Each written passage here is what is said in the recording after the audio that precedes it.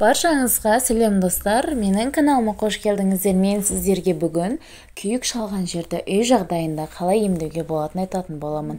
Видеоны соңына дейін көріп, лайк басуды ұмытпаңыздар.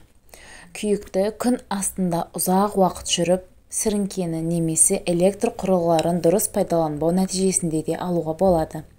Оның қай түрі болмасын қауіпті. Кейбірі адам терісінің жақсы болуына байланысты жылдам емделсе, екіншілеріне медициналық көмек қажет. Ал күйікті дұрыс емдеу үшін ең алдымен оның қай дәрежеде екендігін анықтап алғанымыз жөн. Тұрмыс барысында әртүрлі себептермен дене зақымдалып отырады. Күйік солардың бірі. Төменде күйікті емдеудің қарапайым әрі өнімді әдістеріне тоқталамыз. Бірінші, алдымен суық сумен күйген жерді тазалап жуыңыз. Сосын жара аузын суық суда жарты сағаттай тұрғызу керек.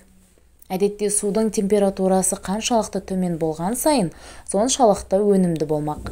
Бірақ 5 градустан төмен болмауы керек. Әдетте қайнаған су болса, бұл әдісті қолдануға болмайды.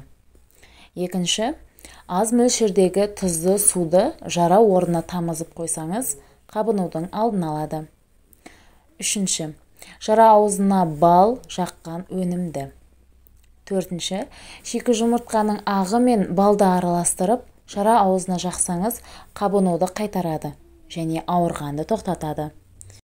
Бесінші, алмұртты жапырақтап кесіп, жара аузына біраз уақыт таңып қойсаңыз, ауырғаны тоқтайды. Алтыншы, кішкене балалардың күйген жарасына 25 грамм қара бұршақты қою етіп қайнатып, жара аузына жақсаңыз, өнімі жақсы болады. Жетінші, күйік орнына кірсабын жақсаңыз да, ауырғанды басып, ісіктің алдын алады. Кері әсері жоқ. Тек белгілі уақыттан соң жуып тастаңыз. Сегізінші, бұдан сырт тіс пастасын жақсаңыз, ауырғанды тоқтатып қалмастан су көтеріліп, ісіктің қабынудың алдын алады. Достар, егер бұл видео сіздерге ұнаған болса, менің каналыма тіркеліп лайк басуды ұмытпаңыздар.